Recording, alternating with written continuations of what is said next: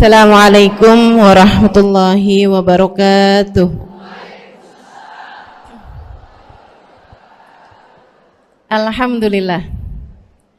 Wassalatu wassalamu ala Rasulillah Muhammad ibn Abdillah wa ala alihi wa sahbihi wa man walah. Subhanaka la ilma lana illa ma 'allamtana innaka antal alimul hakim. Rabbi shrah li sadri wa yassir li amri wahlul 'uqdatan min lisani yafqahu qawli. Amma ba'du. Bismillahirrahmanirrahim. Hari lebaran Idul Adha sama 3 hari tasyrik diharamkan buat puasa, karena Allah hendak menjamu hamba-hambanya dengan daging, namanya daging kurban.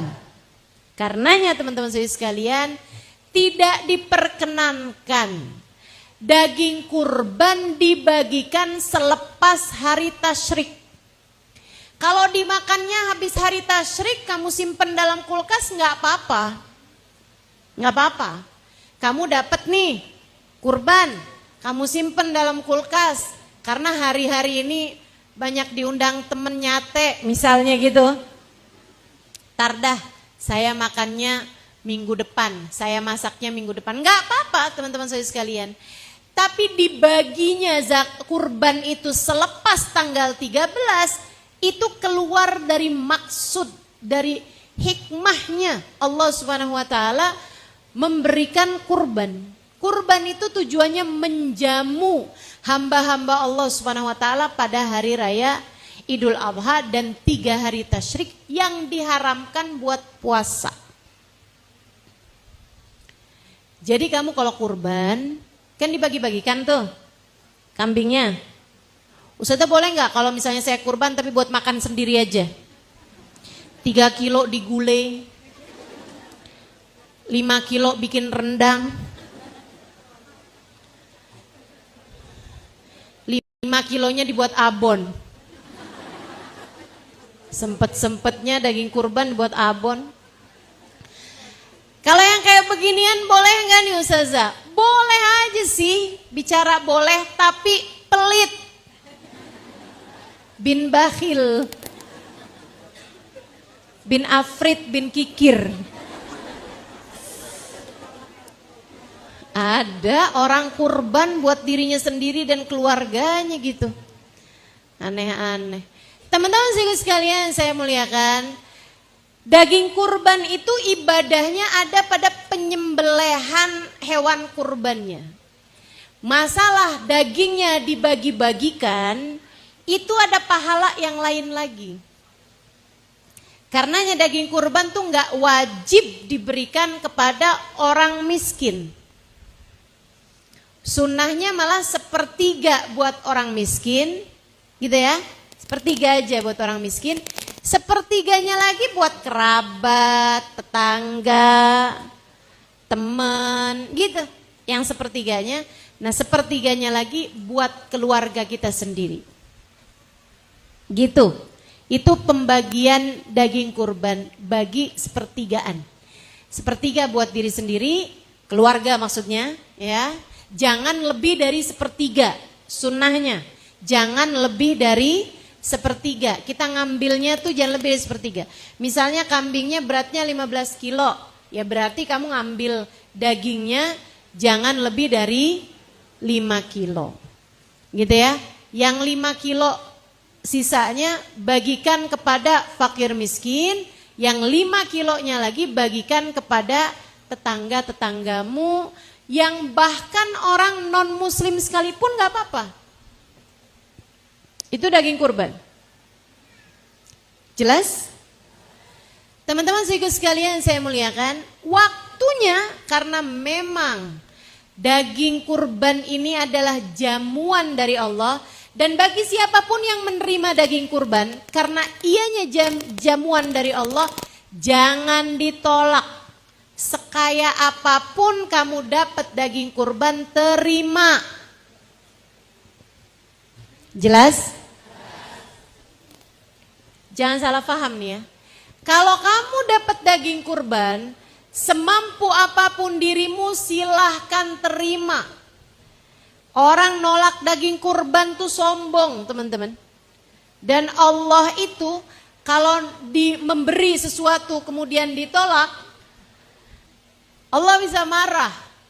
Dalam pepatah Arab tuh man u'tiya faradda sa'ala walam yu'ta. Saya enggak yakin ini ucapan ulama kah atau pepatah Arab ataukah hadis Nabi Muhammad, wallahu a'lam. Jadi saya akan menyampaikannya sebagai ya ucapan ulama begitu ya. Karena saya pernah dengerin dari Sayyidil Habib Umar bin Hafid, man u'tiya farada sa'ala walam yu'ta. Siapa yang diberi kemudian dia tolak, satu waktu akan datang masanya dia minta dan dia tidak diberi. Jangan tolak pemberian orang, termasuk daging kurban. Tapi saya tuh Ustazah, masalahnya bukan saya tolak, kesianan sama orang-orang lain kan yang susah-susah banyak. Kalau saya nih kan ya bisa lah kebeli gitu daging kurban. Jadi saya bukan nolak, sombong juga enggak Ustazah. Ya terima dulu aja, nanti kamu baru kasihin sama orang lain gak apa-apa. Jangan sampai pas ini ada kiriman dari masjid, apa nih daging kurban, sembarangan. Enggak lihat mobil saya jejeran di garasi.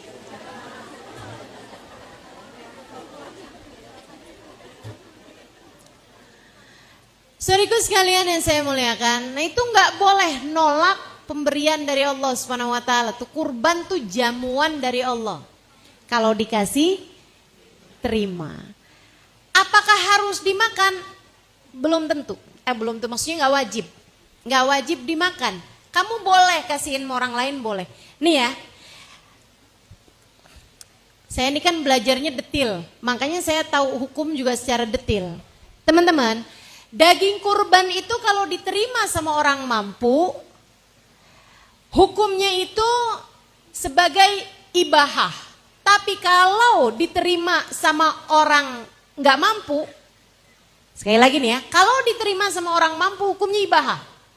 Kalau diterima sama orang yang nggak mampu hukumnya tamlik. Apa bedanya Ustazah? Dengerin saya. Ibahah itu tidak boleh dijual. Kamu boleh makan atau kamu boleh kasihkan kepada orang lain yang gak mampu. Tapi tidak boleh kamu jual. Ada orang terima kurban dijual? Kalau dia orang kaya gak boleh. Ya, jelas ya. Kalau dia orang mampu gak boleh. Nerima kurban dijual lagi tuh gak boleh. Hati-hati nih ibu-ibu yang suka kayak lumayanan gitu. Dapat daging kurban dari masjid sana dia ngitung harga daging sekarang berapa ya? 130.000, lumayan nih. 5 kilo. 5 dikali 130.000. 5 kali 130. 650.000. Kebeli nih baju 1, kerudung 2. Saudaraku sekalian saya muliakan, nggak boleh. Kalau kamu orang yang mampu nggak boleh. Kecuali kalau kamu orang nggak mampu. Kalau kamu orang nggak mampu, Ustazah ukuran mampu nggak mampu ukurannya dari mana? Ya dari dirimu sendiri. Kamu lihat kamu mampu nggak gitu. Kamu butuh nggak, perlu nggak gitu. Saudaraku sekalian, kalau kamu ngerasa misalnya gitu ya, dapat daging kurban 5 kilo. Biasanya berapa sih dibaginya? 5 kilo? 2 kilo? Sekilo? Beda-beda. Sekiloan? Oke. Ya udah. Lama nih urusannya nih. Terserah kampung-kampungnya masing-masing ya kan. Ada yang mungkin 2 kiloan gitu. Misalnya nih ada orang nih dapat daging kambing 2 kilo. Dapat daging sapi sekilo ada 3 kilo dari 3 masjid nih yang beda-beda. Misalnya dapat lagi ada daging sapi lagi dari rumah sebelah misalnya tetangga, ya kan? Semuanya jadinya ada berapa tuh? 7 kilo, kagak punya beras. Dia orang sangat gak mampu misalnya gitu kan. Buat bayar sekolah anak gak ada. Gimana nih punyanya cuman daging kurban. Bolehkah kami jual? Boleh. Boleh. Kamu gak mampu silahkan. Buat bayar listrik ustazah, jual deh. Jual. Jelas hukumnya? Nah. Karena dia adalah jamuan dari Allah untuk hari-hari yang diharamkan berpuasa 4 hari. Hari lebaran tanggal 10, tanggal 11, 12, 13 hari tasyrik. Tidak diperbolehkan kurban sebelum orang pulang dari masjid. Ya, dari sholat Idul Adha. Gak boleh tuh, belum masuk waktunya kurban. Atau sesudah tenggelam matahari hari ketiga tasyrik. Bahkan sebaiknya kurbanmu itu sudah harus terpotong asar paling terakhir hari ketiga tasyrik. Kenapa gitu? Karena kamu wajib membagi-baginya sebelum maghrib. Sebelum maghrib tuh harus selesai dibagi gitu. Dimakannya ya mungkin malamnya atau apa besoknya terserah. Tapi pokoknya hari-hari tasyrik tuh semua kurban tuh udah harus terkeluarkan.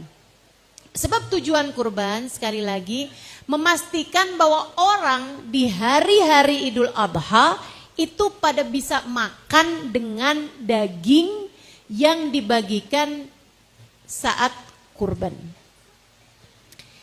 Saya harus tekankan hal ini teman-teman. Dilarang bagi kurban sesudah lepas hari tasyrik. Ya. Kenapa begitu? Karena saya pernah baca iklan gede banget di Jakarta. Di Jakarta. Bahkan beberapa baliho gitu. Saya bacanya ya ampun, nih orang memang perlu banget belajar fikih. Biar ngerti syariat, enggak ngide-ngide. Enggak beropini sendiri-sendiri orang. Saya baca iklannya bunyinya kayak begini nih. Kurbanmu dibagi sepanjang tahun. Gambarnya kaleng-kaleng daging. Daging dikalengkan. Namanya kornet. Pernah lihat iklannya? Beberapa tahun yang lalu. Dagingmu atau kurbanmu dibagi sepanjang tahun. Sekarang ada juga. Innalillahi. Siapa yang masang tuh ya? Kasih tahu tuh. Itu jatuhnya bukan kurban. Jadi kalau ada orang kurban, dagingnya itu dibikin jadi kornet, dibagi kepada orang kena bencana alam. Nah orang kena bencana alam kan kapan-kapan waktu aja.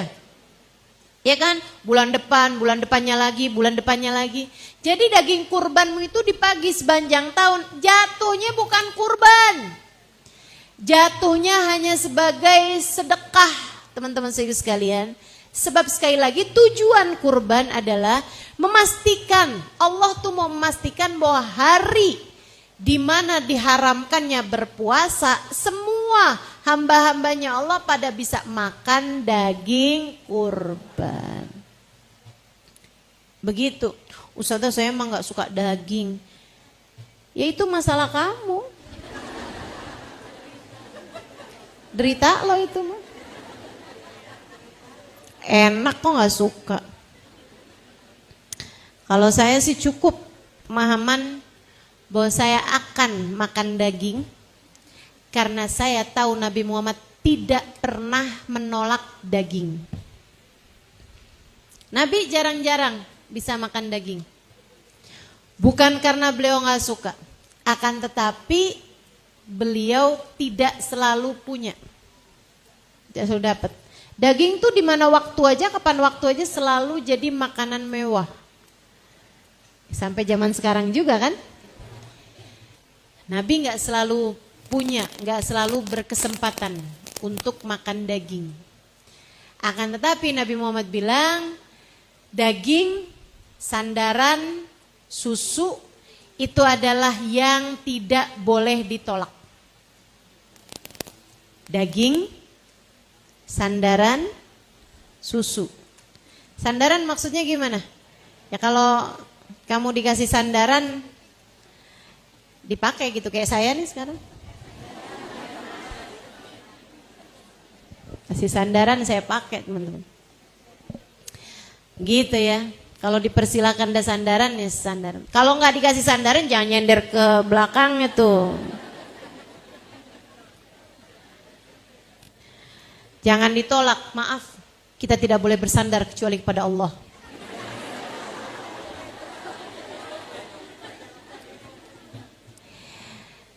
Jadi daging salah satu dari yang nggak boleh ditolak. Dipotong pada hari Idul Adha dari habis selesai sholat Id. Makanya hari raya Idul Adha tuh sunnahnya mengawalkan waktu sholat. Jadi waktu duha awal. Kalau Idul Fitri sunnahnya malah agak disiangin. Meskipun kayaknya masjid-masjid kita sama aja ya. Nggak Idul Fitri, nggak Idul Adha. Buru-buru aja mau sholat. Soalnya habis itu banyak urusan. Mau ngambilin angpau. Kalau hari raya Idul Fitri ya. Teman-teman sekalian, nah itu sunnahnya kalau Idul Adha nih dicepetin sholatnya untuk mengawalkan waktunya potong kurban. Kalau Idul Fitri sunnahnya agak disiangin untuk memperpanjang waktunya takbir. Takbir mursal. Takbir yang memang disunnahkan kapan waktu aja gitu. Di malam hari raya Idul Fitri sama pagi harinya. Gitu ya. Nah itu begitu habis selesai sholat, udah gak sunnah lagi takbiran Idul Fitri. Kalau Idul Adha, itu juga gak sunnah lagi takbiran, akan tetapi setiap habis selesai sholat disunnahkan bertakbir, namanya takbir muqayyad. Takbir yang berkaitan dengan waktu-waktu sholat. Hanya sesudah mengerjakan sholat. Nah, kita takbiran dulu gitu kan. Sampai asar hari ketiga tasyrik. Takbirannya dari mulai asar hari Arafah, bahkan ada yang mengatakan subuh hari Arafah gitu ya. Tapi biar aman asar hari Arafah itu udah sunnah takbiran, maghrib, isya, subuh terus sampai besoknya sampai asar hari ketiga tasyrik tanggal 13 itu kita disunnahkan untuk mengumandangkan takbir. Saudara sekalian saya muliakan, apa hukumnya kurban? Ini karena memang udah bahas kurban, kita bahas kurban dulu nih. Teman-teman saudara sekalian saya muliakan, apa hukumnya kurban? Kurban itu hukumnya sunnah alal kifayah. Apa maksudnya sunnah alal kifayah? Gini, kalau dalam sebuah rumah ada bapak kerja, istri nggak kerja dan nggak punya uang sendiri, uangnya yang dikasih sama suami, sama anak-anak yang semuanya belum kerja, masih sekolah, masih dalam tanggungan orang tua, itu kurbannya cukup satu, diniatin keluarganya fulan, gitu udah, diniatin si bapak itu dan keluarganya. Dapat semua pahalanya insya Allah. Gitu ya. Teman-teman sekalian yang saya muliakan, bukan berarti nih bapak tahun ini kurban dinamain adek ya. Gak perlu kayak gitu. Tahun ini saya potong kambing niatnya buat kamu nih, kata suaminya. Gak perlu kayak gitu. Gak perlu.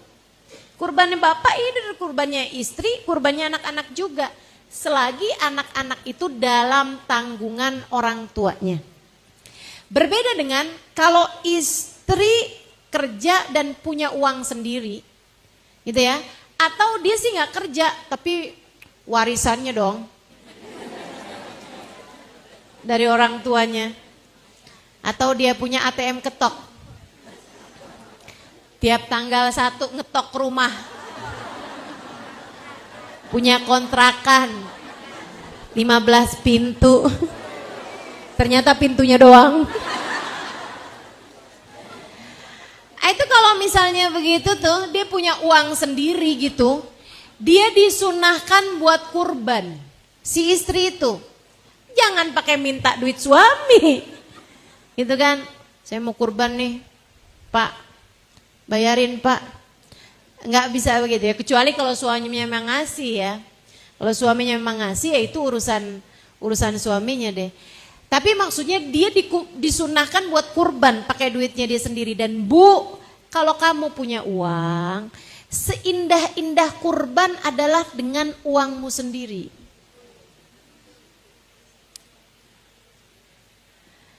Nggak usah minta sama suami, nggak usah bilang sama suami, Bang, sapi boleh buat 7 loh Bang. Kamu sekalian saya ya Bang ya, nama doang, nama masukin nama. Nggak usah, kamu punya uang, kurbanlah dengan uangmu sendiri. Berkah teman-teman, nggak bakalan nyesel, nggak bakalan rugi. Kasih tahu saya kalau kamu misalnya nih maksain kurban tahun ini, tahun depannya kamu susah, bilang sama saya. Sebab biasanya kalau udah belajar kurban tahun ini, rada-rada maksain tapi sebenarnya ada, cuman jadinya nggak bisa beli kerudung baru, nggak bisa beli sepatu baru, nggak bisa beli tas baru, misalnya gitu ya. Nah, kamu keluarkan tuh, walaupun dengan agak berat hati, bismillah kamu keluarkan buat kurban. Tahun depan insya Allah diberi kemudahan Allah untuk bisa kurban dengan leluasa. Gitu, saya nggak lagi doa, saya lagi bilang.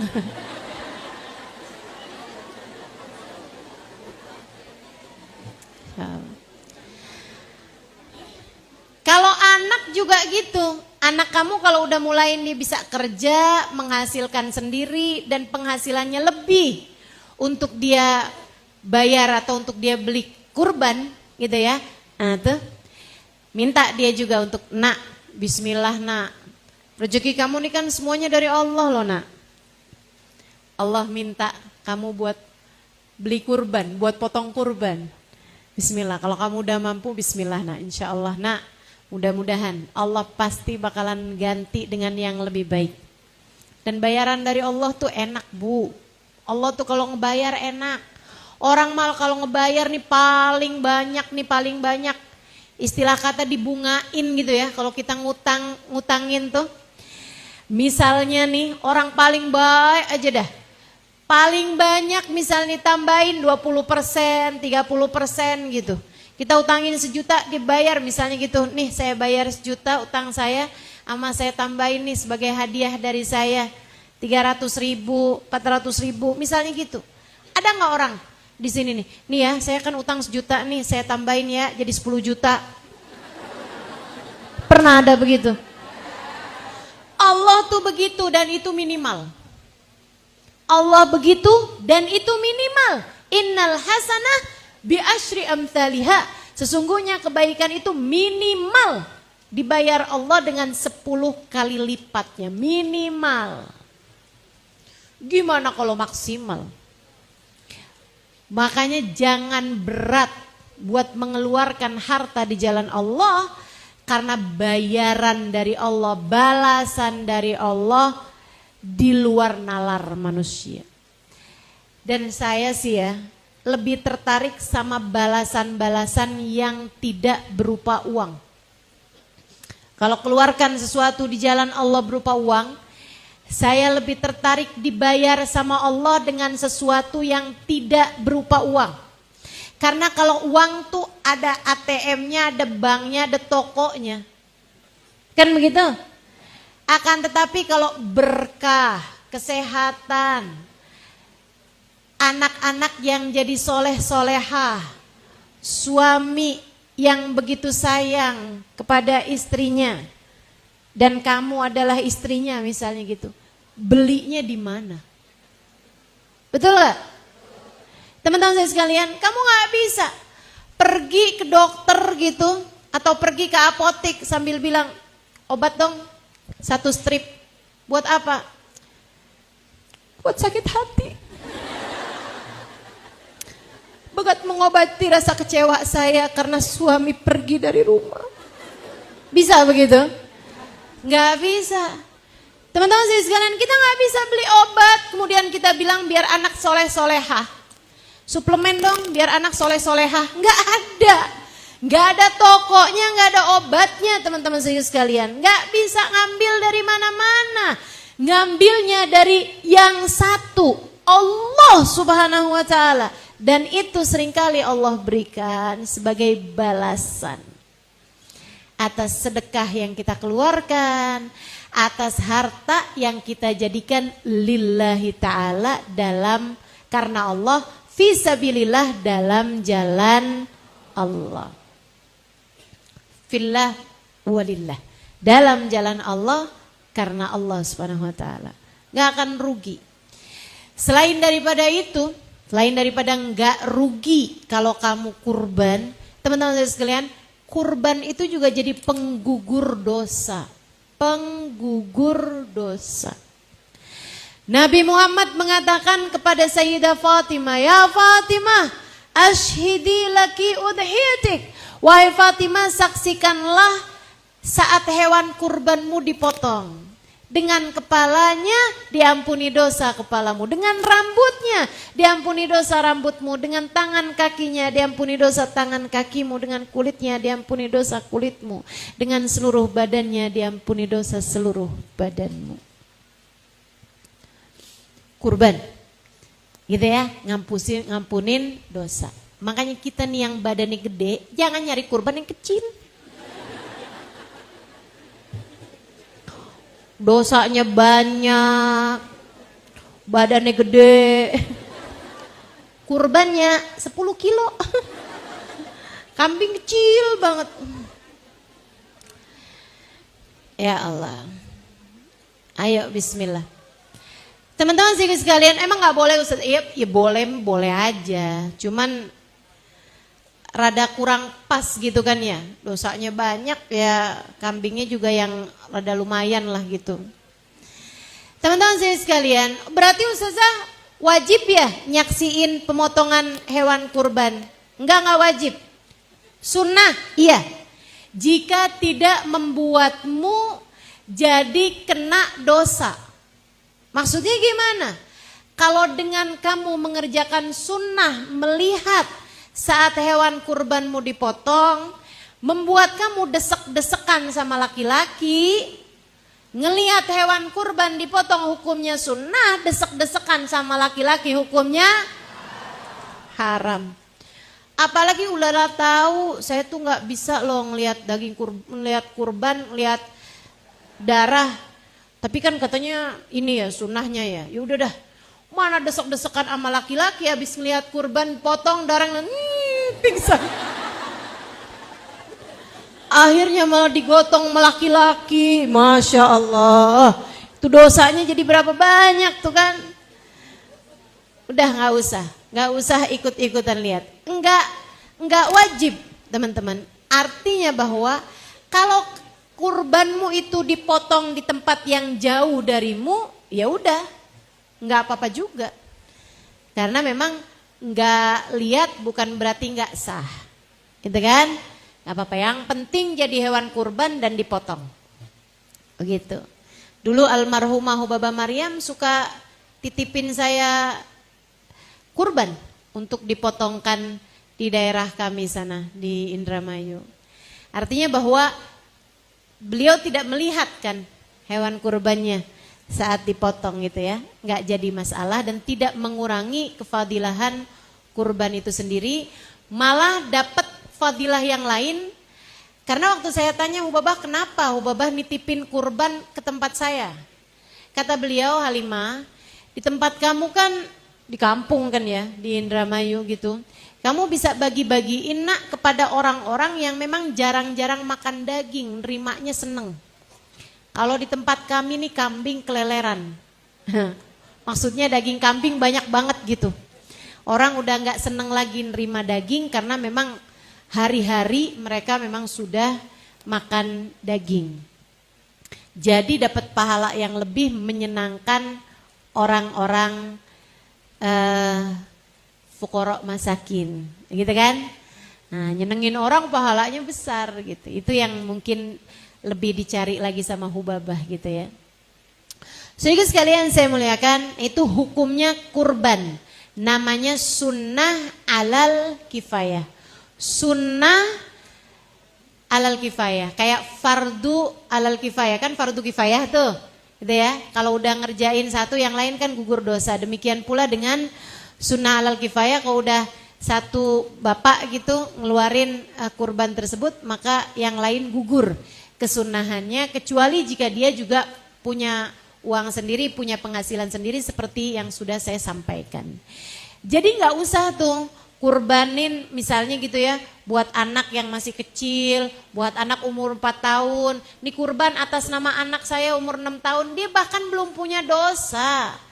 Yang diutamakan adalah kita-kita yang sudah dewasa, yang sudah pada punya dosa ini, karena kurban itu sekali lagi adalah untuk menggugurkan dosa. Begitu teman-teman sedikit sekalian. Nah, ada yang nanya sama saya kayak gini nih, Ustazah, kalau misalnya nih saya kurban, saya niatkan buat ibu saya udah meninggal, gimana Ustazah? Boleh kalau kamu sudah mengeluarkan kurban kamu sendiri. Kalau kamu kurban 2 ekor kambing, yang satu buat kamu, yang satu buat ibu kamu, itu boleh gitu. Ibu kamu udah meninggal, gitu kan? Tapi ibu kamu masih hidup juga boleh. Tapi ibu kamu yang niatin, Mah, nih mah saya kasih kambing buat mama. Mama kurban ya mah tahun ini, gitu ya. Nah itu boleh juga gitu. Tapi kalau kamu punya satu, sebaiknya niatkan diri kamu sendiri. Kenapa? Karena ini urusannya mendosa. Dosa kamu kan juga banyak, iya kan? Niatin buat diri kamu teman-teman sekalian. Nah lain kalau kamu potong sapi misalnya gitu. Sapi kan bisa untuk 7 tuh, bisa untuk bertujuh. Niatin buat suami nih misalnya gitu ya, potong 1 ekor sapi gitu. Buat suami, buat istri, buat anak yang udah balik gitu kan. Misalnya gitu, ada 2 orang nih udah balik nih, udah pada punya dosa kan kalau udah balik gitu ya. Ada 2 orang misalnya gitu, berarti kan udah 4 tuh. Siapa lagi ya kita niatin ya, kan bisa boleh 7. Ya udah deh, ibu saya udah meninggal misalnya gitu, bapak udah meninggal juga misalnya gitu, bapak mertua gitu kan. Nah tuh, dan niatin seperti itu silahkan aja gitu. Tapi jangan melewatkan kurban dari diri sendiri dulu gitu. Ini tuh kayak urusan make masker di pesawat itu loh. Kalau terjadi apa-apa, make buat diri sendiri dulu, baru kemudian makein anak atau makein orang-orang yang lain. Kan begitu? Gitu ya. Jelas ya? Insya Allah. Teman-teman sedikit sekalian yang saya muliakan, kemudian daging kurban itu sunnahnya dibagi mentah. Sunnahnya dibagi mentah. Berbeda dengan daging akekah. Kalau akekah sunnahnya dibagi matang. Akekah sunnahnya dibagi matang, masak yang agak manis. Kalau itu mengakekahkan anak kecil, ya, emang orang gede bisa diakekahkan Ustazah. Nah teman-teman, kalau akekah itu masuknya dari hari lahir. Jadi begitu lahir tuh sunnah diakekahkan. Kalau belum lahir belum sunnah. Saya sekalian akekah deh ini, Idul Adha nih. Anaknya mana? Masih 8 bulan. 8 bulan lahir? Enggak, 8 bulan dalam kandungan. Enggak kena tuh, enggak boleh. Jadi udah lahir dulu baru sunnah diakekahkan. Begitu lahir aja udah sunnah diakekahkan. Tapi bagusnya hari ke-7 kelahiran. Hari ke-7 kelahiran. Apa tuh hari ke-7 kelahiran? Jadi kalau hari lahirnya hari Senin, akekahnya hari Minggu. Bukan seminggu habis lahir, bukan. Tapi hari ke-7 kelahiran. Hari ke-7 kelahiran tuh kalau lahir Senin. Senin hari pertama dihitung tuh. Hari Seninnya kan hari lahir pertamanya Senin. Selasa, Rebo, Kemis, Jumat, Sabtu, Minggu. Jadi hari Minggunya tuh sunnah akekah barengan sama dikasih nama, barengan sama dicukur rambut. Kesunahan buat bayi di hari ke-7 kelahiran. Teman-teman sekalian yang saya muliakan, akekah tersebut itu ya. Yaitu dengan dipotongin kambing. Kalau kurban itu kan pilihannya nomor 1 unta. Walaupun di Indonesia jangan kurban unta. Itu kayaknya dapat nyuri dari kebun binatang. Jadi nggak boleh, nggak usah korban unta, ya. Kemudian sapi atau kerbau, kemudian yang ketiganya kambing. Nggak ada yang keempatnya, nggak ada urutan keempat, nggak ada ya. Ustazah ayam gimana Ustazah? Ayam jago dah Ustazah gedean, nggak bisa gitu, nggak boleh. Ustazah gimana kalau keluarga kita tuh nggak ada yang suka ayam Ustazah? Nggak ada yang suka kambing. Jadi kita ganti tuh dengan 20 ekor ayam. Seharga 1 ekor kambing. Nggak kena teman-teman, nggak kena. Nggak boleh. Pokoknya paling akhir adalah kambing. Begitu ya, adalah kambing. Walaupun memang ada pendapat dari Sayyidina Ibnu Abbas. Nah, ini boleh dirujuk di kitab I'anatul Thalibin ala Syarhi Fathil Mu'in di bab tentang udhiyah. Pendapat Sayyidina Ibnu Abbas dari hadisnya Nabi Muhammad kepada Sayyidina Bilal. Jadi Nabi tuh pernah habis selesai hari raya gitu ya, kayak mungkin sorenya atau malamnya gitu. Nabi lagi kumpul sama sahabat, Nabi Muhammad nanya gitu. Abu Bakar kurban apa? Unta Rasul. Kamu Umar misalnya gitu ya. Kambing Rasul. Kamu Tolha misalnya gitu. Ada beberapa sahabat ditanya sama Nabi tentang dia kurbannya apa. Sampai Nabi kepada Bilal. Kamu Bilal potong ayam Rasul. Nabi itu senyum gitu. Maksudnya Sayyidina Ibnu Abbas kalau nggak ada ayam, Nabi kayaknya bakalan negur Bilal gitu. Kagak-kagak aja kamu Bilal, misal gitu ya. Akan tetapi teman-teman, para ulama yang lain bersepakat bahwasanya jumhurul ulama tuh mayoritas ulama bersepakat bahwasanya kurban itu ya cuman sampai kambing aja, nggak turun ke ayam. Oh tapi hadis itu kayak gimana tuh? Ya itu makanya Nabi senyum karena ya nggak ada sebenarnya ayam. Itu mah cuman khusus Bilal aja tuh. Makanya Nabi senyum gitu, kayak Nabi bilang, nanti kagak-kagak aja Bilal gitu. Dan itu kayak semacam kekhususan buat Sayyidina Bilal. Saya sampaikan ini bukan untuk membuatmu hore kurban ayam tahun ini ikutan Sayyidina Bilal bin Rabah. Enggak gitu teman-teman, enggak gitu. Tapi saya sampaikan ini untuk membuatmu yang mungkin kapan ya bisa kurban ya? Tiap tahun boro-boro udah kebeli kambing. Beli ayam aja, ayam goreng di Kentucky itu juga udah kalau lagi ulang tahun aja kayaknya. Nah kalau kamu ngerasa kayak nggak bisa dapat gitu harta yang cukup untuk bisa kurban, ya udah deh potong ayam aja. Ikutan sama Sayyidina Bilal bin Rabah. Tapi niatnya bukan niat kurban, niat belajar kurban. Kayak semacam doanya gini, ya Allah kepengennya sih sapi nih ya Allah. Pengennya sih harapannya sapi. Tapi ya Allah baru bisanya potong ayam doang. Ya Allah walaupun ayam kan ada darah yang mengalir, ya Rob terimalah ia di sisimu. Gitu. Niatnya jadi bukan niat kurban, tapi niat belajar kurban. Niat latihan kurban. Teman-teman sekalian, niat kurban kecil deh gitu, mini kurban. Sehingga sekalian, nah kalau kamu kurbannya ayam, jangan kamu taruh di masjid. Saya nggak mau aja nih masjid di Tanah Abang kebingungan kenapa banyak ayam. Ini ayam siapa ya?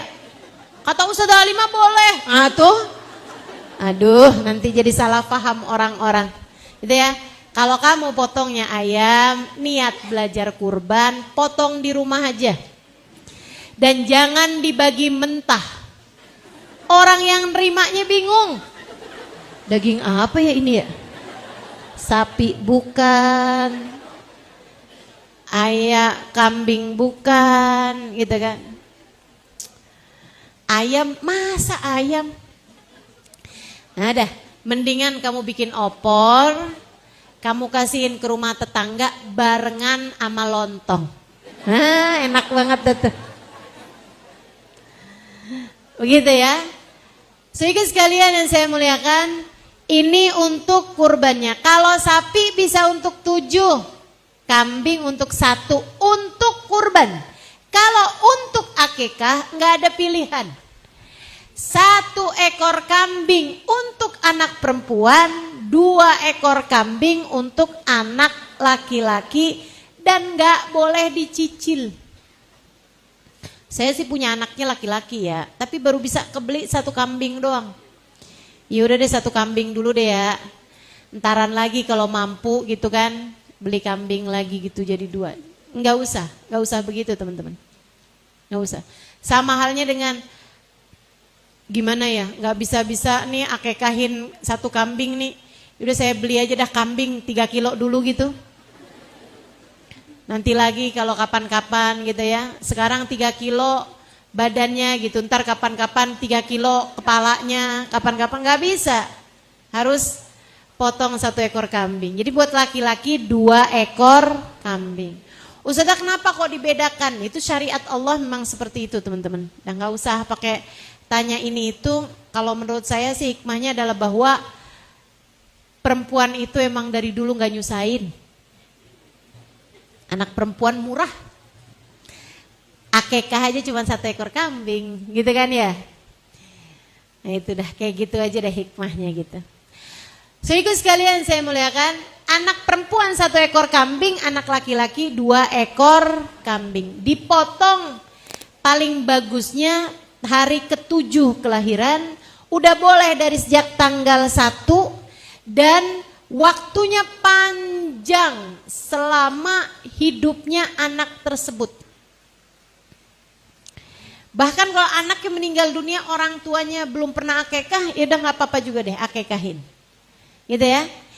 Nah, sampai ada anak belum diakekah sampai orang tuanya meninggal, dirimu nih misalnya, belum diakekah karena orang tua sepertinya juga emang nggak terlalu mengerti juga urusan akekah mungkin, atau kamu rasa kayak orang tua saya nggak pernah mampu deh untuk beliin saya kambing dulunya misalnya gitu. Nah sekarang ketika kamu mampu silahkan akekahkan dirimu sendiri. Karena sallallahu alaihi wasallam aqa'an nafsih. Dulu Nabi Muhammad itu bayar akekah atau menyembelih akekah untuk diri beliau sendiri. Jadi nggak apa-apa, jangan sedih. Orang tuamu belum mengakekahkan, kamu akekahkan diri sendiri aja kalau memang kamu mampu. Dan ini teman-teman saudara sekalian, Nabi Muhammad dulu mengakekahkan diri beliau sendiri. Gitu ya. Bayar 1 ekor kambing atau sembelih 1 ekor kambing, kemudian kamu masak. Kalau akekah itu sunnahnya dibagi mateng.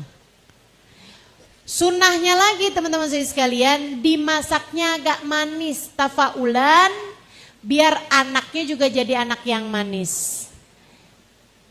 Manis akhlaknya, manis kepribadiannya, menyenangkan gitu ya. Jangan jadi anak yang asem bener nih anak. Jadi anak yang pahit gitu kan, jangan. Sehingga sekalian saya muliakan, dan sunnahnya dipotong tidak di tengah-tengah tulang. Ini kalau akekah. Kalau akekah, tulangnya tuh jangan dipotong di tengah-tengahnya, tapi potongnya di persendian-persendiannya. Gitu. Kalau akekah, sunnah ya. Kalau misalnya dipotong biasa aja Ustazah nggak apa-apa juga. Tapi bagusnya tuh kayak gitu. Kalau akikah, makanya memang beda-beda tuh. Makanya mesti bilang, biasanya sama tukang potong tuh, saya potong kambing akikah. Nah itu biasanya kalau tukang potong yang memang ngerti agama gitu ya, itu biasanya dia akan paham gitu. Cara motongnya agak berbeda dibandingkan daging kurban sama daging akikah. Teman-teman sekalian, dimasak dalam keadaan agak manis, mungkin semur gitu ya, dibagikan kepada orang-orang atau kamu undang orang untuk makan akikah di rumah. Apa fadilahnya akikah? Nabi Muhammad menyampaikan, inna haqqul maulud, haknya anak yang dilahirkan dari orang tuanya. Jadi kayak kewajiban orang tua kepada anak, hak anak dari orang tua. Ada 3 kata Nabi Muhammad. Yang pertama an yusammi bismin hasan, diberi nama dengan nama yang baik. Yang kedua an yu'ak, untuk diakekahkan. Dan yang ketiganya an yurabbih tarbiyatin hasanah, dididik dengan didikan yang baik. Itu hak anak dari orang tua mendapatkan 3 hal ini. Nama yang bagus, diakekahkan, dan dididik dengan didikan yang baik. Jadi sebagai orang tua, kamu akikahkan anak-anakmu, bagian dari kamu menjalankan syariat agama Allah SWT. Selain dari kedua hal tersebut ya, kasih nama dengan nama yang bagus. Bu, ngasih nama anak jangan sembarangan aja. Buka di Quran. Ada di Quran Hawiyah. Anak kasih nama Hawiyah. Wa ma adraka ma hiya narun. Tahukah kamu apa itu Hawiyah?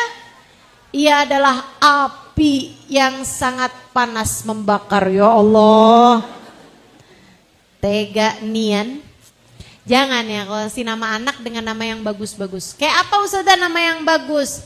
Nama yang bagus tuh unsurnya tafaulan atau tabarrukan. Tafaulan itu nama yang artinya bagus. Gitu ya, nama yang punya arti yang bagus. Kayak Abdullah itu kan artinya bagus. Faiza artinya perempuan yang berhasil, perempuan yang beruntung, perempuan yang sukses, gitu kan ya. Jangan kasih nama Fashila. Fashila tuh gagal, kurang beruntung gitu, jangan. Kasih nama dengan nama-nama yang bagus. Anak dikasih nama Murroh. Apa tuh Murroh? Pahit. Ya Allah. Kasih nama yang bagus, unsurnya tafaulan. Atau tabarrukan. Apa tabarrukan? Ngasih nama anak dengan nama orang-orang dulu yang soleh-soleha, biar anak bisa jadi kayak mereka, dapat berkahnya nama dari orang tersebut gitu. Nah kalau bicara tabarrukan ya kita tahulah, ngasih nama anak kalau laki-laki paling bagus adalah Muhammad, biar dapat berkah dari Nabi. Kalau perempuan kasih nama dengan nama Fatimah, Khadijah, Aisyah. Kalau laki-laki kasih nama Abu Bakar, Umar, Uthman, Ali, ya, Hasan, Hussein, gitu kan? Nah, itu nama-nama yang bagus. Dididik dengan didikan yang bagus-bagus. Dalam hadis yang lain Nabi Muhammad menceritakan tentang akikah. Kata Nabi Muhammad, kullu maulidin murtahin hatta yuaddi haqiqatuh. Semua anak tuh tergadai sampai dibayarkan akikahnya. Artinya tergadai kayak gimana? Sama kayak barang Bu masih tergadai. Ibu-ibu sekalian, kamu punya motor tapi digadai, bisa dipakai apa enggak? Kamu punya gelang tapi digadai, bisa dipakai apa enggak tuh gelang? Enggak bisa. Kebaikan atau kemanfaatan dari barang tersebut terhalang kalau kamu belum lunasi. Nah, anak kata Nabi Muhammad tergadai sampai dibayarkan akikahnya. Dalam artian semua kebaikan yang dilakukan anak tuh orang tua dapat serta pahalanya loh. Kecuali kalau anak tersebut belum diakikah. masih tergadai gitu. Masih belum lancar aliran kebaikan-kebaikannya anak pada orang tua kalau belum diakekahkan. Nah, jadi kalau kamu udah mampu untuk bayar, bayarlah akekahnya. Ustazah, boleh enggak satu kambing diniatin akekah juga, kurban juga? Ini pertanyaan rumit. Bolehkah satu kambing Ustazah diniatkan akekah juga, diniatkan kurban juga? Karena saya nih belum pernah akekah Ustazah, sekarang ini datang kesunahan kurban hari raya Idul Adha. Boleh nggak saya beli kambing, saya niatin akekah juga, saya niatin kurban juga? Boleh apa nggak boleh? Sok-sokan jawab. Bilangnya nggak tahu gitu kan, biar saya jawab.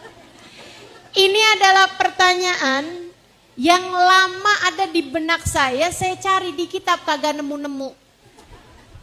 Akhirnya saya tanyakan kepada guru saya, Sayyidil Habib Zain bin Smith, Mufti Syafi'i di kota Madinah. Itu beliau itu teman-teman pinternya urusan fikih sampai setara mufti. Udah boleh duduk di majelis fatwa. Beliau teman-teman menulis kitab fikih berjudul At-Taqrirat As-Sadidah, dan kitab tersebut dibahas di pondok-pondok pesantren di Indonesia sini. Kita doakan semoga beliau panjang umur. Panjang umur dalam sehat, dalam berkah insya Allah. Biar betah hidupnya di dunia, biar bisa terus-terusan memberkahi kita semua. Pinter banget. Satu kesempatan saya tanya kepada beliau, ya Habib, mal hukum al-jama' bainal udhiyah wal aqiqah? Apa Habib hukumnya ngumpulin akikah sama udhiyah?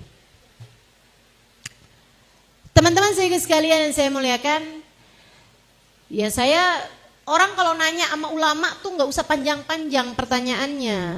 Ulama tuh udah paham ditanya gitu. Nggak usah panjang-panjang, Beb, jadi ceritanya gini nih Beb. Ada orang belum dikekah Beb. Terus dia datang kurban gini nih Beb, bisa kebeli cuman 1 ekor kambing. Boleh gak Dina? Kebanyakan panjangan. Udah aja deh, jamak bainal akikah wal udhiyah. Terus Habib bilangnya kayak begini, fihi khilaf bain Ramli wa Ibnu Hajar. Udah gitu doang. Teman-teman, makanya kalau belajarnya nggak panjang, kagak ngerti nih jawaban Habib nih. Habib Zain bilang begitu. Terus Habib bilang juga fi Bushrul Karim. Kata beliau ada dalam kitab namanya Bushrul Karim. Nah, saya rujuk di sana lagi dan di sana disampaikan ada khilaf. Boleh menurut Imam Romli dan nggak boleh menurut Imam Ibnu Hajar. Kesimpulannya bagaimana nih dengan khilaf ini? Memang ikhtilafu ummati rahmah. Jadi gini aja. Kalau kamu adalah orang mampu yang bisa akekah juga, entaran lagi juga nabung bentaran, kamu bisa kurban juga, atau ini lagi waktunya kamu bisa kurban, nanti nabung lagi asal kamu nggak buru-buru kebeli tas baru, sepatu baru, kamu juga bisa bayar akekah juga, sendiriin aja. Biar kamu penuh dapat pahalanya. Yang sekarang kurban, entar lagi akekah. Gitu teman-teman. Khurujan minal khilaf, biar keluar dari khilafnya para ulama. Tapi kalau kamu adalah orang yang seperti yang tadi saya sampaikan, mau nabungnya susah nih. Alhamdulillah bisa kebeli kambing 1 nih sekarang, bisa dapat uangnya buat kebeli kambing 1. Niat akekah juga, peniat kurban ya. Kalau misalnya saya niatin akekah, berarti saya nggak dapat pahala kurban.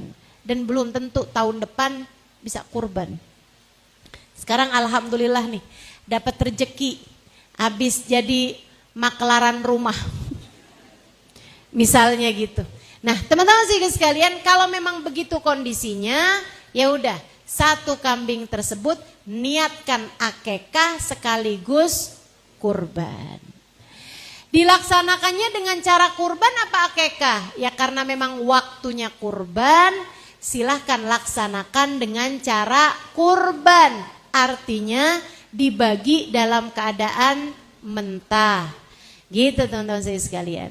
Dibaginya seperti yang tadi saya sampaikan ya, sepertiga buat orang-orang miskin misalnya gitu, orang-orang yang gak mampu. Kemudian sepertiganya lagi dibagikan kepada tetangga-tetangga, kerabat-kerabat gitu ya. Kemudian sepertiganya lagi silahkan ambil untuk diri sendiri. Bagusnya ngambil untuk diri sendiri teman-teman. Yang diambil bagusnya hati. Kemudian lebihnya lagi kalau kamu mau ambil adalah paha dari kambing tersebut. Paha depan belakang. Belakang lah, depan namanya bukan paha, tangan. Kok salah-salah nih kan. Dah bismillah. Begitu ya. Itu hukumnya akikah dan kurban. Nah kemudian teman-teman saudara sekalian, jangan lupa puasa hari Arafah. Dan hari Arafah adalah merupakan hari yang mulia. Kamu disunahkan menghidupkan malamnya dengan ibadah. Salah satu ibadahnya adalah untuk membaca la ilaha illallah wahdahu la syarikalah lahul mulku wa lahul hamdu yuhyi wa yumit wa huwa ala kulli syai'in qadir. Kalau bisa bacanya sampai dengan 1000 kali di malam Arafah. Malam Arafah itu berarti hitungannya malam Rabu depan, seminggu lagi. Hari Arafahnya banyakin baca zikir, banyakin baca doa, banyakin baca surat Al-Ikhlas kalau bisa sampai 1000 kali di hari Arafah. Kemudian usahakan 1000 kali tersebut selesai sebelum asar hari Arafah.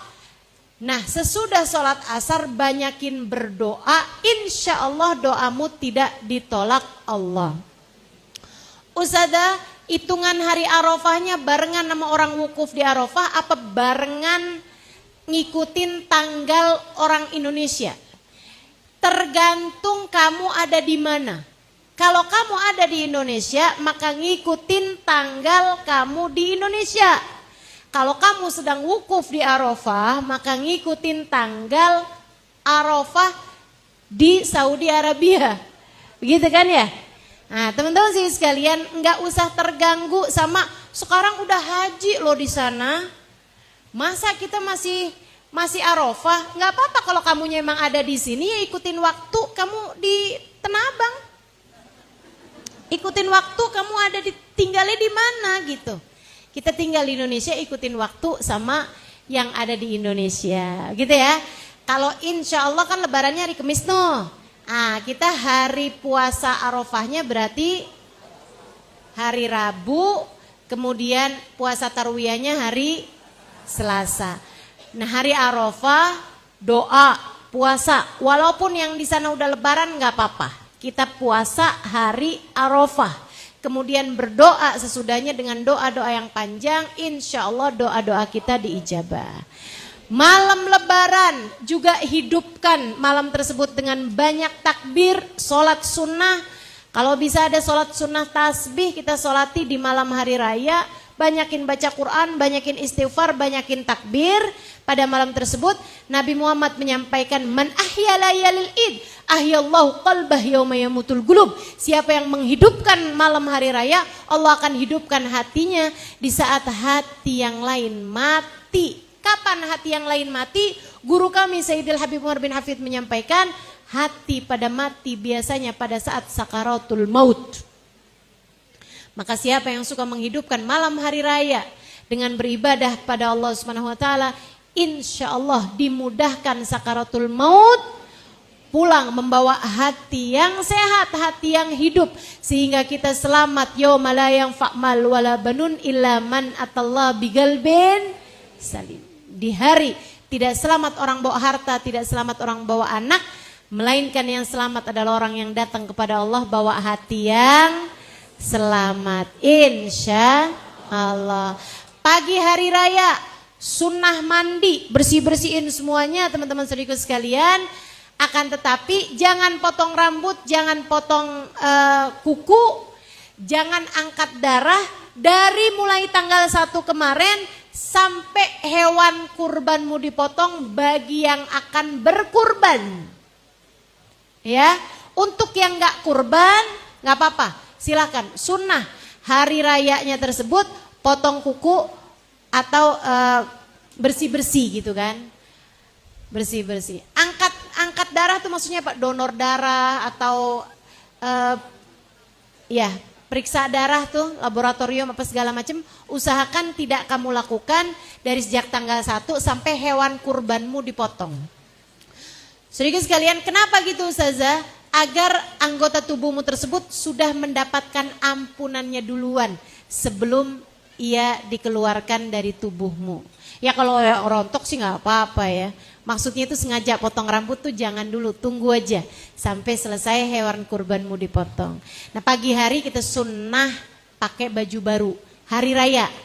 Sunnah pakai baju baru, sunnah berwewangian, ya, sunnah wangi, sunnah cakep pada hari raya Idul Adha. Ustazah belum punya nih baju barunya, beli nih deket nih sini nih. Serius Ustazah, serius. Kayak anak kecil aja Ustazah lebaran pakai baju baru. Itu sunnahnya Nabi Muhammad. Teman-teman, sunnahnya Nabi Muhammad gak ada yang kecil. Sunnahnya besar semua.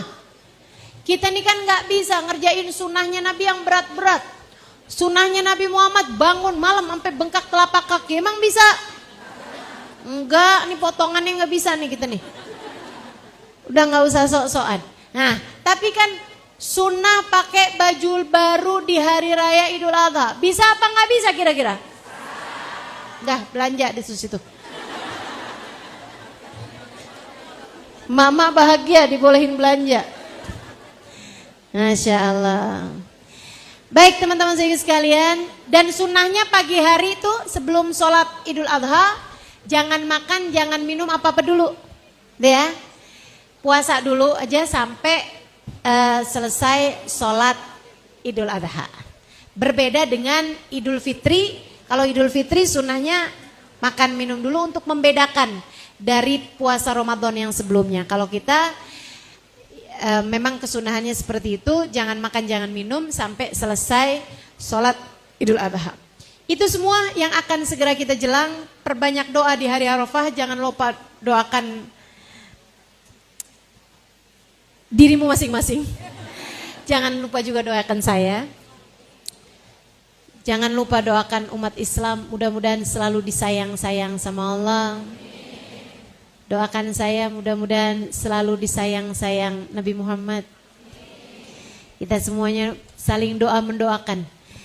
Sehingga mudah-mudahan Allah SWT kabulkan segenap hajat-hajat dan doa-doa kita. Insya Allah. Assalamualaikum warahmatullahi wabarakatuh.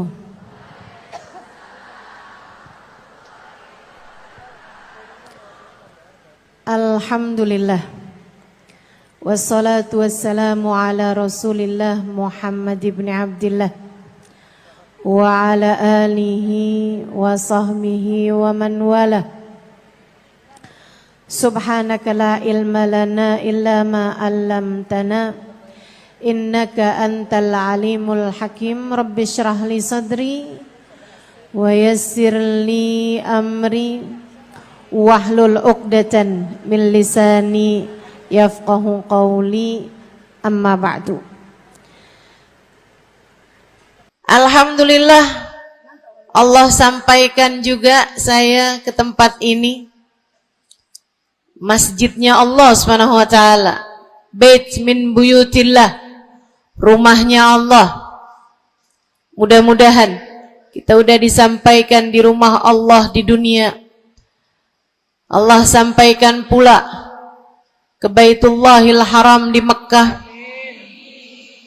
Dan Allah sampaikan pula di tempat keridhaannya surga Allah di akhirat nanti insyaallah. Amin ya rabbal alamin.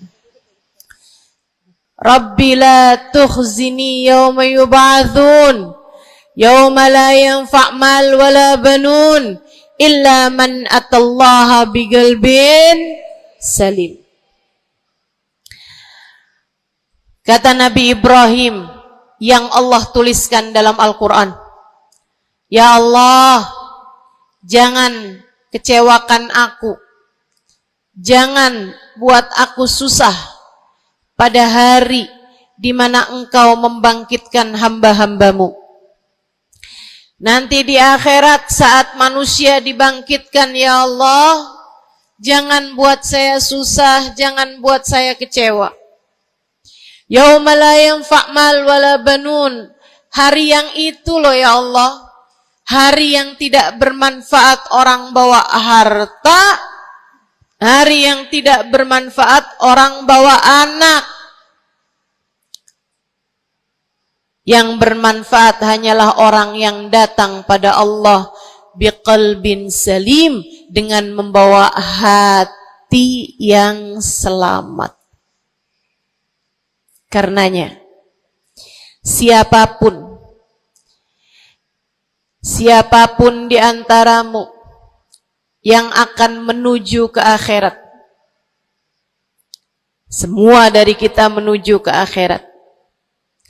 Siapapun di antaramu yang kepengen di hari akhiratnya nanti menjadi orang yang tidak susah, menjadi orang yang tidak sedih, menjadi orang yang tidak kecewa, menjadi orang yang tidak ketakutan, menjadi orang yang berhasil.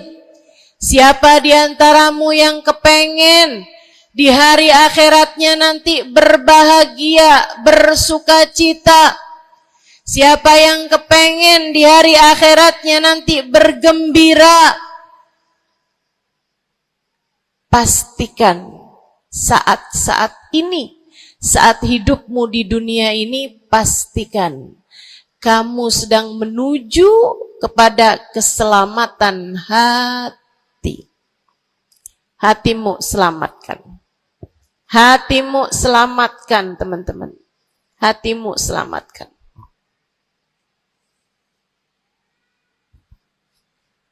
Semoga Allah karuniakan kepada kita selamatnya hati, insyaallah. Amin. Semoga Allah menyelamatkan hati kita semua.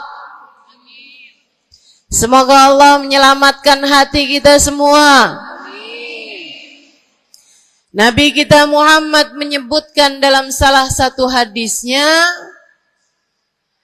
ala inna fil jasadi mudghah, idza salahat salahal jasad kulluh, wa idza fasadat fasadal jasad kulluh. Ala wahiyal qalbu. Kata Nabi, ketahuilah sungguhnya dalam diri manusia terdapat segumpal darah.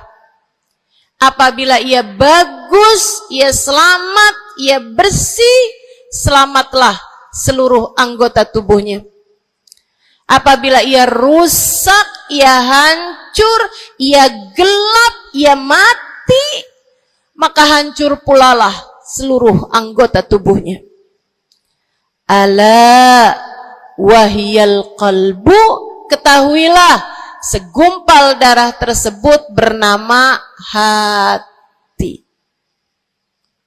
Maka bu, ka, de, na, ne, banyak nenek-nenek di sini. Saya sampaikan padamu pesan dari hati saya yang terdalam. Berhati-hatilah dengan hati.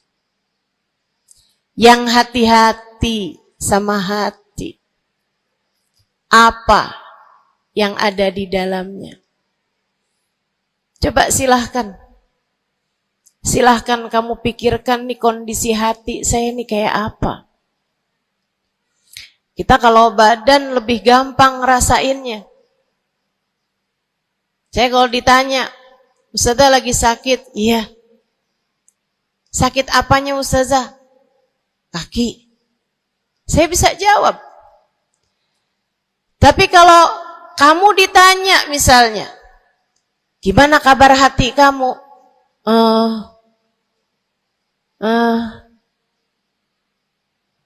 Gimana kabar hatimu? Sehatkah? Sakitkah? Atau atau bahkan sakaratul maut. Hatimu bercahayakah, gelapkah, atau bahkan mati? Bagaimana kabar hatimu, teman-teman? Bagaimana kabar hatimu? Innallaha la yanzur, kata Nabi Muhammad dalam hadis yang lain. Innallaha la yanzur ila suwarikum wala ila absyarikum, walakin yanzur ila qulubikum. Sungguhnya Allah tidak melihat kepada badan kalian, Allah tidak melihat kepada warna kulit kalian. Allah nggak peduli hidung kamu mancung ataukah pesek. Allah nggak peduli kulit wajahmu mulus ataukah berjerawat. Allah nggak peduli kamu tinggi ataukah pendek. Allah nggak peduli warna kulitmu semacam apa. Yang Allah Subhanahu wa taala lihat, yang Allah Subhanahu wa taala perhatikan adalah hatimu. Adakah ia mulus? Adakah ia penuh dengan penyakit-penyakit? Yang Allah pandang darimu adalah hatimu. Nih, sekarang saat kamu duduk sama rata di tempat ini, teman-teman, meskipun ada yang lebih tinggi, ada yang lebih rendah, tapi kita duduk nih sama-sama di tempat ini nih. Nilaimu di mata Allah bukan seberapa dekat jarak antaramu dengan saya. Nilaimu di mata Allah bahkan bukan bergantung dari jam berapa kamu datang. Ketika kamu sama rata duduk di tempat ini, yang Allah pandang darimu adalah hatimu. Sedang berada di manakah saat ini? Yang duduk di tempat ini sembari mikirin ntar pulang enaknya makan apa ya?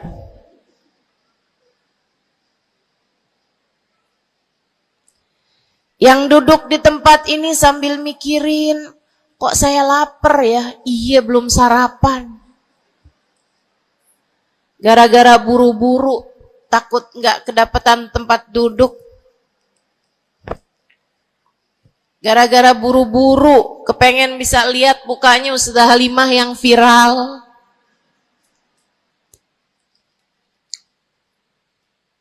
Hatimu.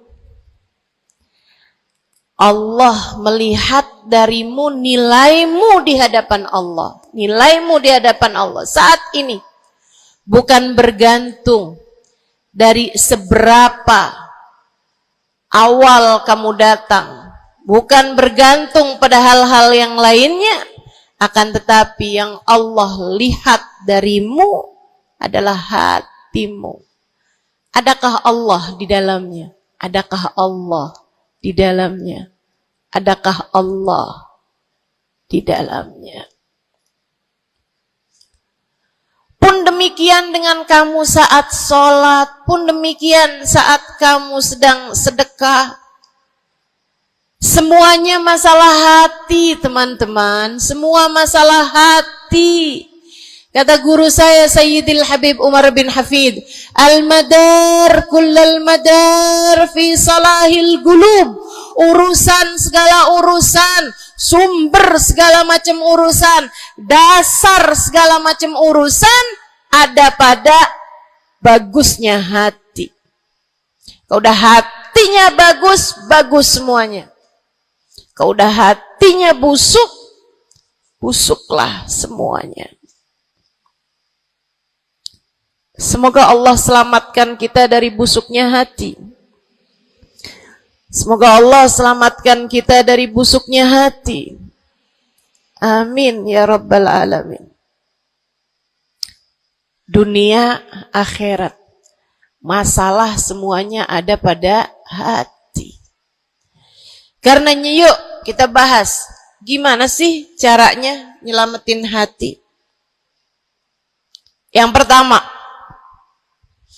kalau kamu pengen tahu caranya nyelamatin hatimu, yang pertama,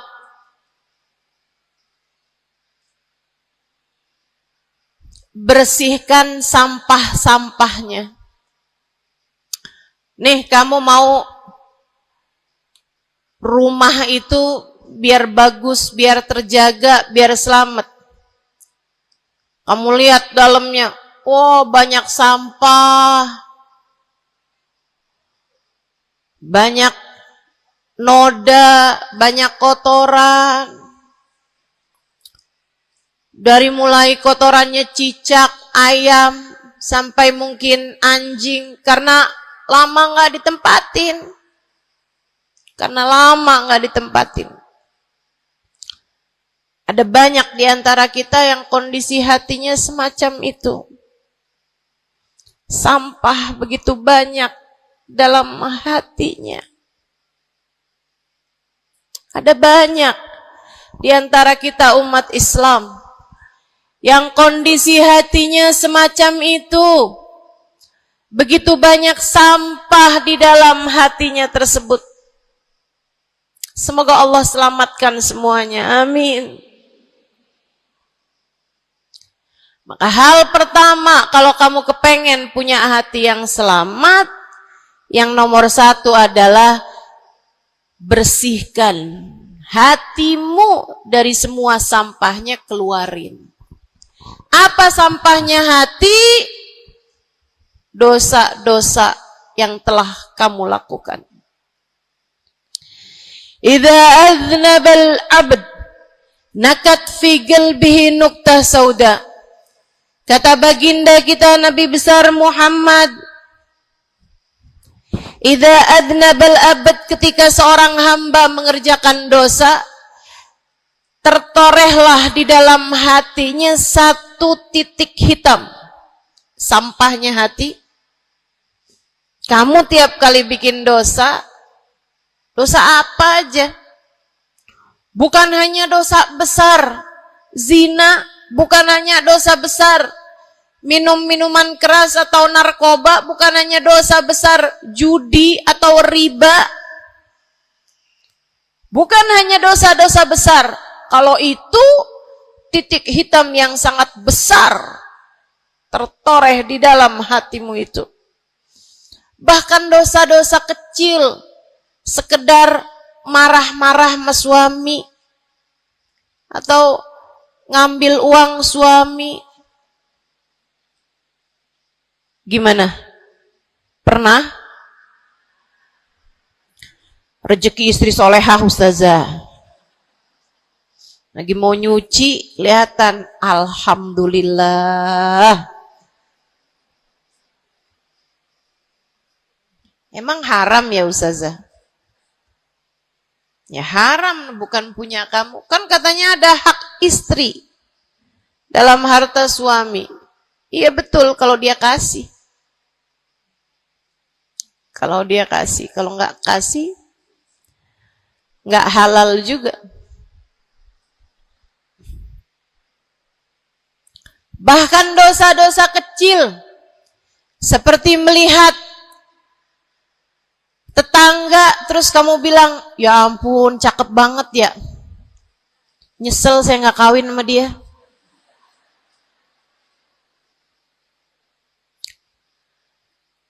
Dosa. Seperti memandang seseorang dengan pandangan menghina. Seperti membicarakan aib orang lain.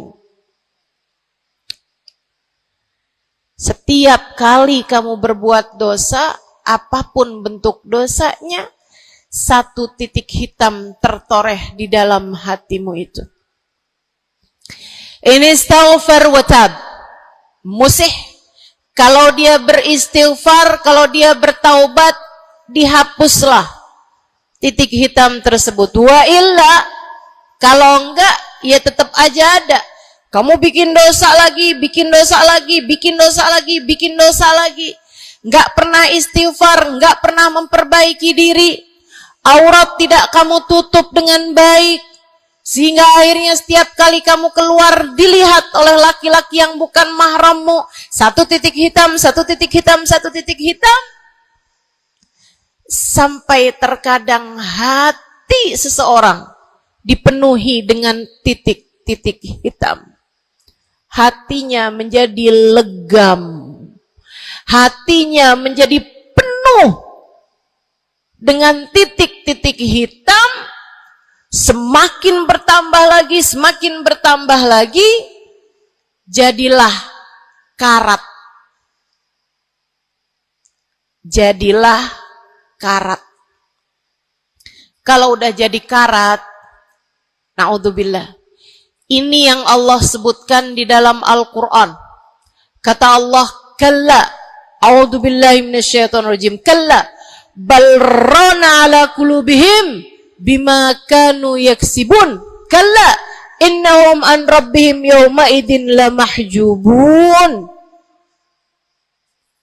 Kalla, kata Allah, balran, ada ran, ada karat di dalam hati mereka, tersebab dosa yang menumpuk tanpa pernah dimohonkan ampunan.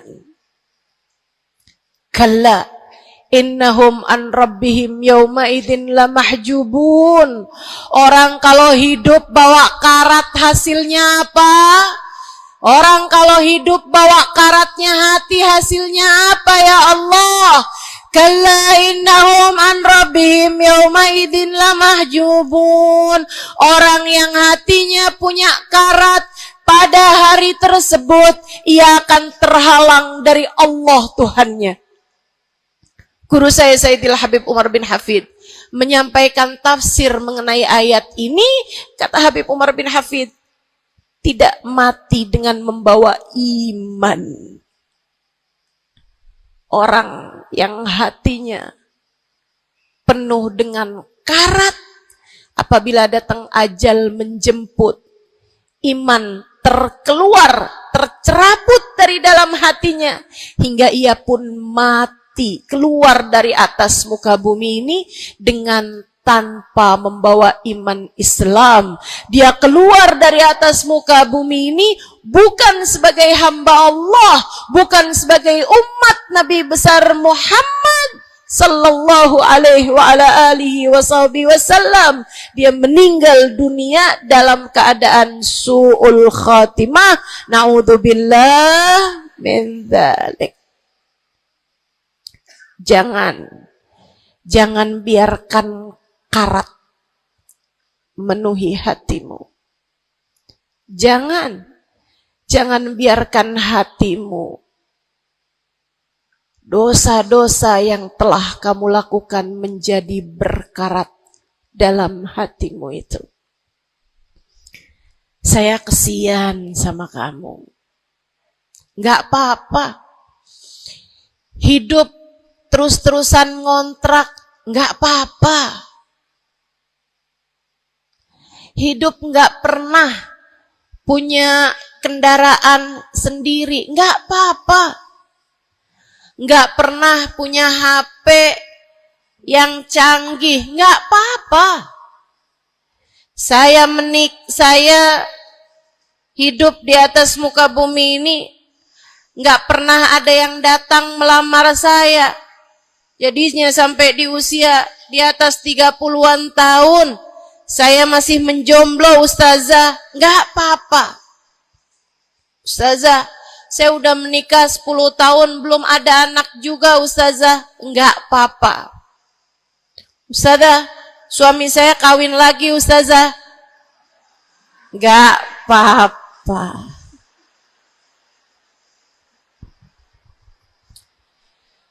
Hidup di dunia ini, apapun yang terjadi, semuanya hanyalah sementara. Kamu hanya perlu memastikan agar tatkala datang ajal menjemput, kamu punya modal. Dan modal utamanya yang nomor 1 adalah hati. hati yang bersih, hati yang selamat. Kamu bawa pulang menghadap Allah Subhanahu wa taala bigalbin salim. Kamu bawa hati yang selamat. Insyaallah. Qul amantu billah thumma istaqim. Kata Nabi Muhammad sallallahu alaihi wasallam kepada seorang pemuda yang meminta nasihat, ya Rasulullah, ausini, wahai Rasul, tolong nasihati aku. Kita kalau ketemu orang mulia jangan minta duit, Bu. Kita kalau datang ketemu sama orang-orang yang kita tahu doanya mustajab, sangat soleh, hidupnya baik, apalagi jika dia adalah kekasih Allah Subhanahu wa taala. Kamu kalau berjumpa dengan ulama, jangan minta sesuatu yang duniawi. Tirulah para sahabat ketika berjumpa dengan Nabi Muhammad. Biasanya mereka meminta satu dari dua hal. Yang pertama, mereka minta doa. Ida'ili ya Rasulullah, doakan aku wahai Rasul. Ibu juga gitu. Kalau ketemu sama ulama, ketemu orang soleh, ketemu kiai, ketemu habib yang kita tahu doanya mustajab, bertemu Hubabah, mintalah doa.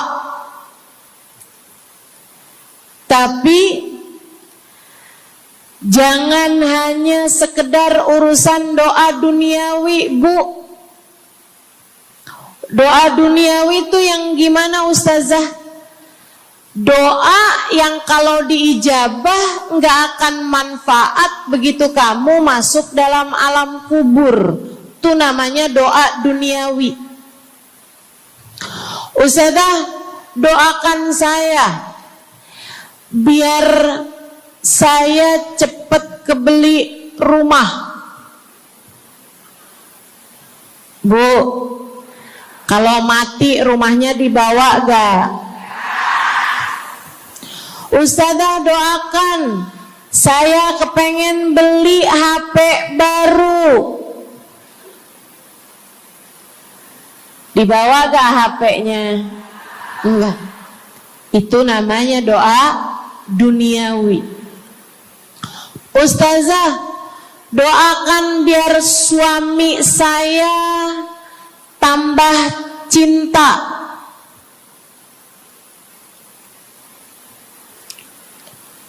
Kalau mati suaminya dibawa gak, Bu?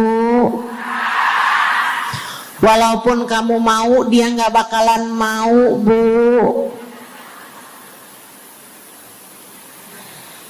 Sesuatu yang sifatnya duniawi. Ustazah, doakan biar anak saya soleh. Duniawi apa bukan? Bukan. Sebab kesolehan anak akan jadi tambahan bekal bagimu ketika kamu masuk dalam alam kubur. Jadi nggak boleh nih Ustazah doa urusan duniawi atau minta didoakan urusan-urusan duniawi. Boleh, tapi jangan cuma itu. Nanti takutnya kamu nyesel. Kalau selama di dunia kamu doanya hanya untuk urusan dunia, takutnya begitu masuk dalam kuburan sudah tidak ada lagi doa yang akan Allah ijabah untukmu ketika kamu ada dalam alam kubur nanti. Sayang-sayang.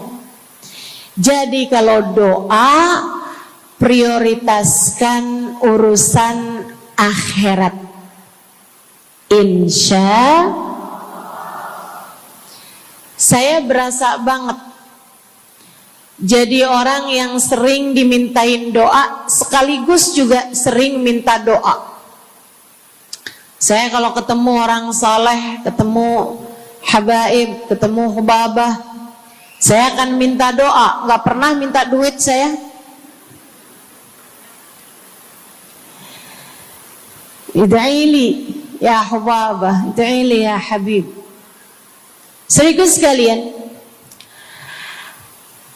sebagai orang yang sering juga dimintain doa, Ustazah doakan saya. Banyak tuh. Saya merasakan perbedaannya saat saya ada di Tarim sama ketika saya sudah pulang dan kembali ke negeri ini. Waktu saya di Tarim, orang kalau minta doa sama saya, usik berdoa, tolong ya doain saya. Saya suka tanya, doa apa? Selalu aja, hampir semuanya mengatakan hal yang sama. Ida'ili bihusnil khatimah. Doakan saya biar husnul khatimah. Begitu nyampe ke Indonesia, kalau ada orang bilang, Ustazah doain saya, biasanya lanjut tuh, doanya minta apa langsung dibilang, gak pakai tanya. Ustazah doain saya biar utang cepat lunas. Ustazah doain saya biar cepat dapat jodoh. Ustazah doain saya biar jadi orang kaya. Ustazah doain saya biar suami nggak mendua. Ya Allah, ternyata kebanyakan orang kita kalau minta doa seringnya urusan duniawi.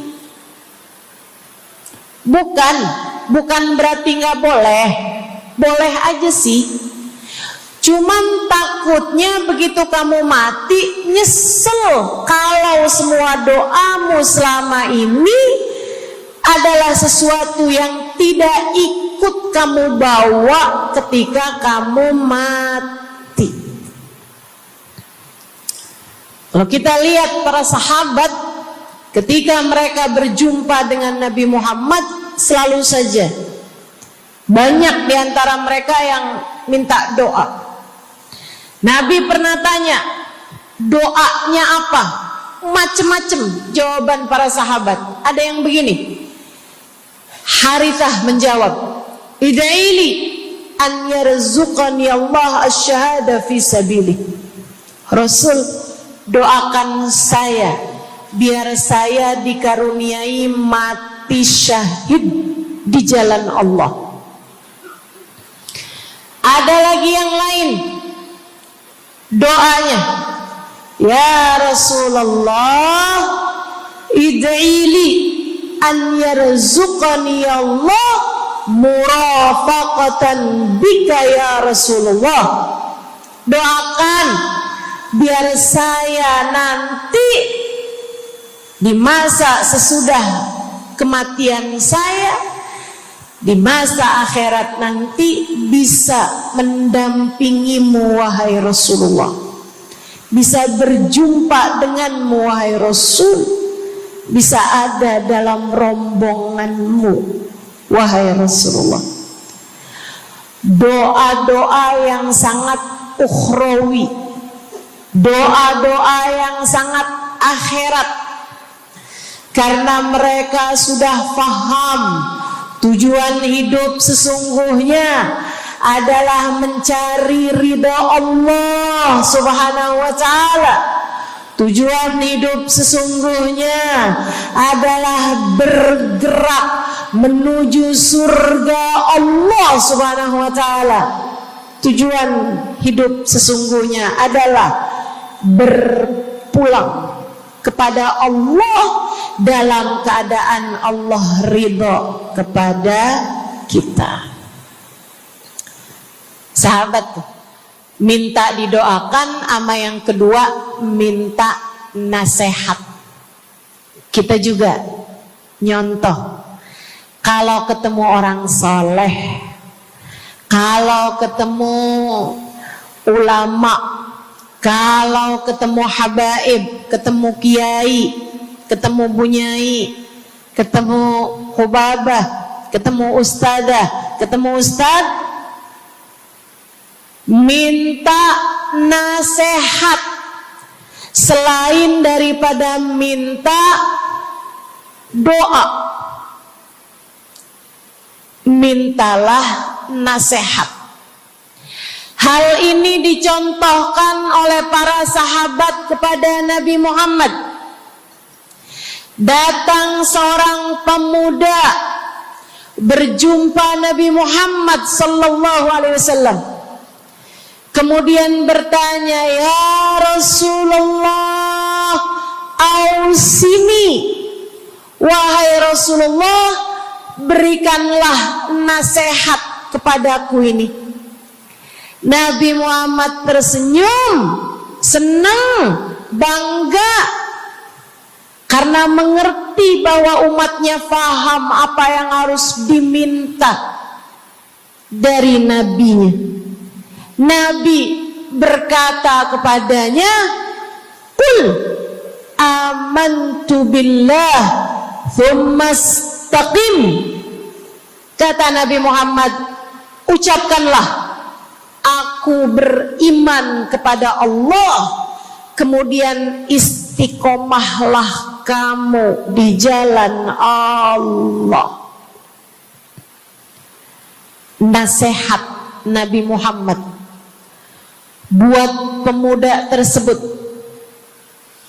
nasihat Nabi Muhammad buat pemuda-pemuda umatnya sepanjang zaman. Nasihat Nabi Muhammad buat